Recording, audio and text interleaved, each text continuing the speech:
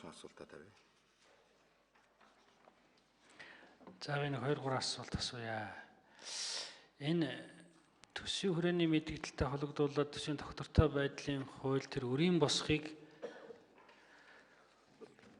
өөрчлөлтөө 20-с 24 оныг оруулж байгаа юм л да. Би тэрийг л ямар шаардлага байна вэ гэж ингэж асуух гэдэг. Ягаад гэвэл бид нэр яг энэ засгийн газрын үйл ажиллагааны хөтөлбөрийн 4 жилийн хүрээнд эсвэл төсвийн хүрээний мэдээллийн дунд хугацааны тэр 3 жилийн хүрээнд ягаад хийж болоогүй юм бэ гэж.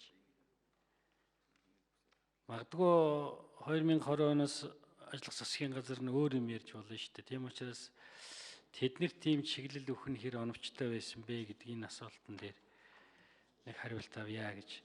За тэр орлогын албан татвар дээр би нэг ийм зүйлийг бас түрүү нөгөө бүлэг дээр яа гэсэн чи бас одоо нэг тодорхой яриулсангүй л дээ.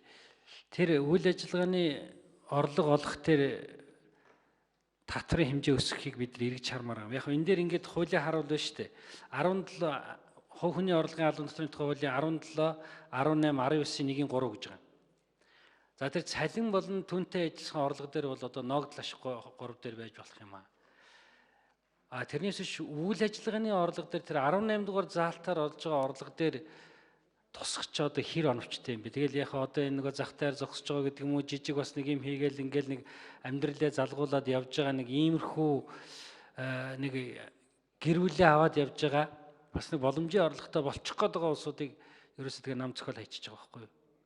Тэгээ 18-ыг оруулах шаардлага юу байсан юм бэ? Ер нь энэ ялангуяа энэ эдийн засаг хямарсан, хүмсийн орлого муудсан, ядуурл ийм бий болж байгаа үед бол бид нар харин татвар нэмэх биш, татварын бодлогоор ажлын байр олныг бий болгох. Өөрөөр хэлэх юм бол ахаад татвар нэмэгчийн тоо нэмэх энэ чиглэл рүү л уг нь одоо бодлого явсан бол хямралын ард гарах чиглэлд бол өөрөө байсан байгаа л та. Одоо эн чинь ингээд нэг жоох өргөдөхий гэхээр хүн шил өөрөө нэг хөөрхийн мэрхэлж ягаад тэгээ тэрнээсээ жоох өргөдөгчий гэдэг ингэхээр л орлогоо нуух ч юм уу ийм байдал орох байдал оруулчихад байна шүү дээ. Дундаж орлоготой хэсэг рүү бол нэлээд халдсан. Гуравт би зүгээр нэг ийм зүйлийг асууя. Энэ орон сууцн дээр татвар ногдуулаад байна шүү дээ. Яг 150-аас дээш гэл байгаа юм. Жишээлбэл ингээд 300-аас дээш гэлөө энэ дээр ингээд утгаар жилийн 11 сая 365 хоногт туухаар 30 мянган төгрөг байгаа юм л да. Тэгэхээр ийм айлууд бол одоо баг хоногийн 30 мянгаыг төлж ирсэнд орвол хямдхан буудалд очиж хонцсон дээр болчиход байгаа байхгүй юу? Тэгэхээр яагаад хүн жишээлбэл тэр орон сууцаараа түрээсэлж орлого олоогүй? Байгаль орчин тохирол учруулаагүй. Гэртээ хонсныхаа төлөө яагаад татвар төлөх гээд байгаа юм бэ? Орон сууцсандаа. Гэдэг дээр би бас нэг хариулт авъя зүгээр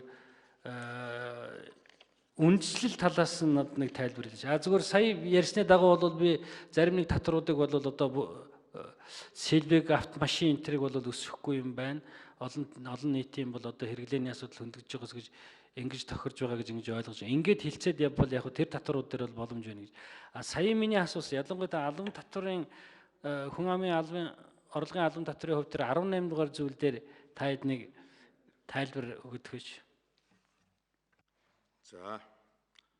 Чойжлорын сайд хариулах уу? За, даваас руу гişin асуултанд хариулъя. Энэ нэгдүгээр асуулт нь төсвийн доктортой байдлын тухай хууль санхүүгийн сахилгуудыг хамгаалдаг ийм хууль гол утга санаа. Бидний тооцоололоор 2024 он гэхэд ямарч байсан төсвийн алдагдлыг 2% руу буулгахаас одоо бол шууд огцон буухааргүй өрийн манд хэмжээ гэт өндөр байгаа учраас ийм тооцооллууд гараад байгаамаа.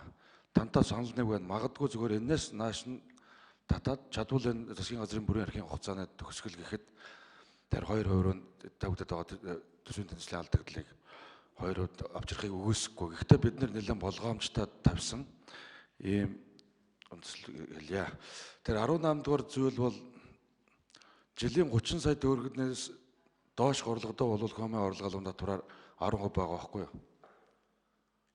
30 саяас дээш гарч байгаа хэсэгт нь бид нэр шаталтаа болгоод 25% болгож байгаа. Энэ сарын нэг 2 сая 500 мянган төгрөг танц хэмжээний цалин гэсэн үг. Таны тэр шүүмжлээд байгаа 2 сая 500 мянган төгрөг гэдэг маань өрхийн амжиргаанд өнөөдөр тэ Монголын хэмжээнд бол хөрөлцөхөөс ийм хэмжээний статистик судалгаа гарч байгаа.